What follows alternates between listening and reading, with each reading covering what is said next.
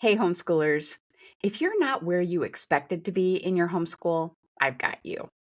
In this episode, you'll learn why we find ourselves on a detour, how we can get even more off track, and 5 tips for reaching our destination quickly. First, let's define a homeschool detour. Detours for our purposes can be taking the same route we planned, but it's taking far longer than we thought. This was the most common homeschool detour for me. I experienced a version of it every one of my 25 years of homeschooling. We didn't get through the curriculum as quickly as we thought we would, or we didn't even start it. That happened more times than I'd like to admit, too. The character issues that I thought my kids would master right away were still being learned in high school. A classic detour, though, is taking a different route to the destination because the intended route wasn't available or workable. Homeschool detours can be anything new that you weren't planning: classes, schedule, approach, baby, job, home. Why do we find ourselves on these detours?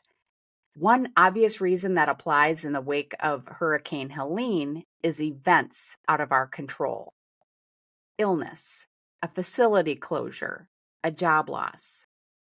Other detours are more the result of a family member's choice. Your spouse wants you to work, your teen wants to go to school, your child wants to compete at an elite level. Finally, there are detours that are the result of our choices. I do think detours can have all 3 characteristics at once. Something happens that's out of your control. Your spouse wants to do something about that, and your choice solidifies your direction. Years ago, I was driving my family home from the beach, a 12-hour drive with stops. I entered our home address into my phone's GPS and was on my way. My husband was in the back of our van watching movies with the kids. After the movie was over, he said, "I don't recognize this town." I waved him off, telling him that I was taking the route the GPS told me. But the truth was, I didn't recognize it either. I figured I just hadn't paid attention on our last trip, or the GPS was taking me on a better, faster route. The first reason we find ourselves on a detour of our own making is because we aren't paying attention. I wasn't looking at the surroundings as I drove. I also didn't check my son's math homework for weeks, only to realize he hadn't been doing it. I wasn't checking my son's laundry, so I didn't realize he'd been putting his clean laundry in his dirty clothes hamper just so he wouldn't have to put it away. I was on a coming home from vacation detour primarily because I wasn't paying attention. But the second reason we find ourselves on a detour of our own making is because we trusted but didn't verify. I trusted my GPS to navigate me home, but I didn't verify that it was giving me the fastest route. I trusted my kids to do the right thing and didn't verify. But I also trusted homeschool and parenting experts that if I did everything they said to do, that my kids would be giants of the faith with full ride scholarships. You won't be surprised to hear that I haven't yet arrived at that destination. The third reason we find ourselves on a detour of our own making is our pride. I know what I'm doing, I thought, as my husband expressed doubt in our direction. He didn't know what was going on, I thought. He's too busy watching a movie. When someone questions our homeschooling or parenting, we may dig our heels in and do even more rather than admit to our weakness. A few more hours went by on our drive home, and my husband piped up again, "I don't recognize this town either. Are you sure we're on the right route?" Actually, I think he was a lot more forceful than that, but I'm giving him grace in the retelling of it. I stammered. I couldn't study the map as I was driving, and my husband didn't know how to use my app. I kept driving. The first way we can get even more off track on a detour is avoidance. I got on a detour home by not paying attention. I got even further astray by avoiding the issue. I didn't look at the route GPS had mapped out for us. When something in our homeschool isn't working, it can be frightening to think about. So we may choose to do anything else but think about it. Meanwhile, we've gone even further off track. You might avoid discussing a child's learning disability or what you'll do if a potential layoff happens. Meanwhile, the fear gets bigger and the potential consequences worse. You want to avoid dealing with the issue even more than before. The second way we can get even more off track is blaming others. In my mind, the only problem with our route home was my husband complaining about not recognizing it. He didn't understand GPS like I did. If he wanted to drive, then he could choose the route. When the doctor, the co-op teacher, or your child is to blame for your detour, you can continue avoiding it. It's someone else's problem to solve. But if that person doesn't act to get you back on track, the problem will grow. The third way we can get even more off track is guilt.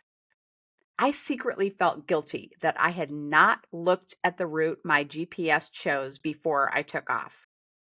I hadn't verified it, and to make matters worse, I had ignored my husband's concerns.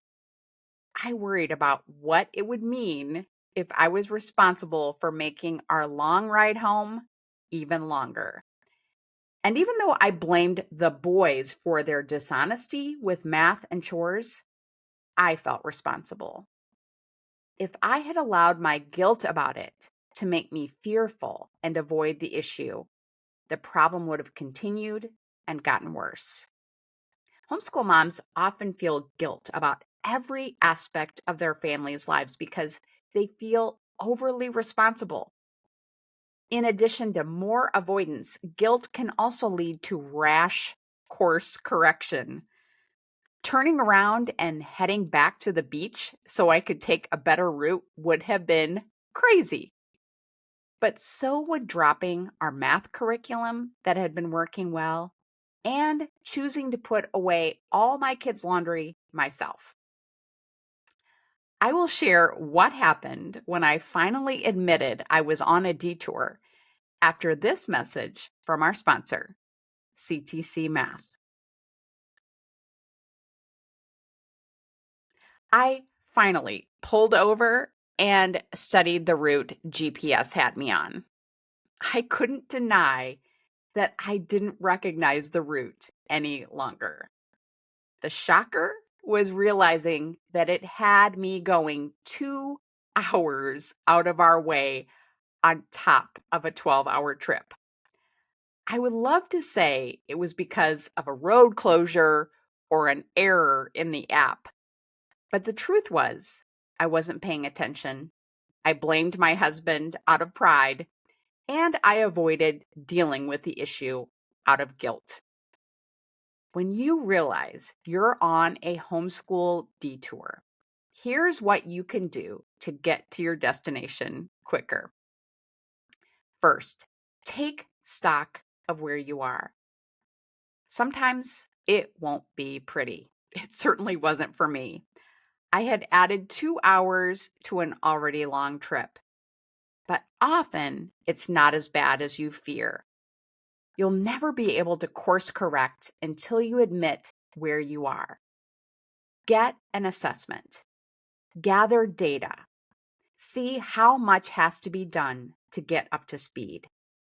It can be painful, but not as painful as continuing on the same path.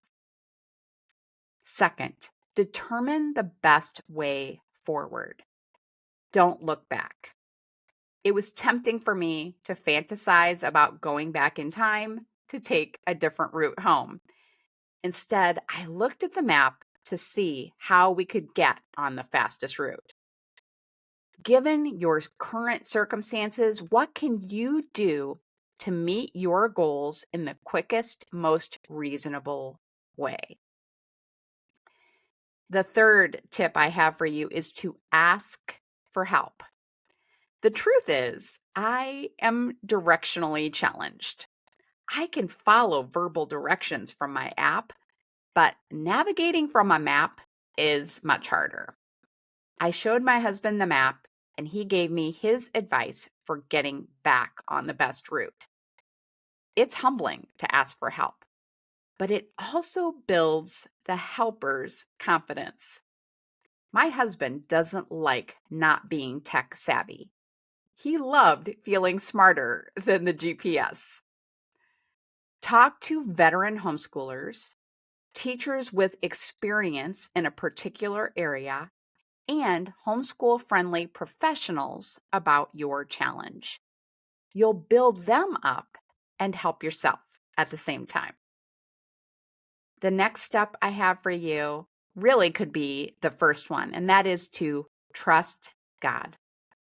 God alone knows how natural disasters, other people's choices, and our own weaknesses will interact to put us on a detour.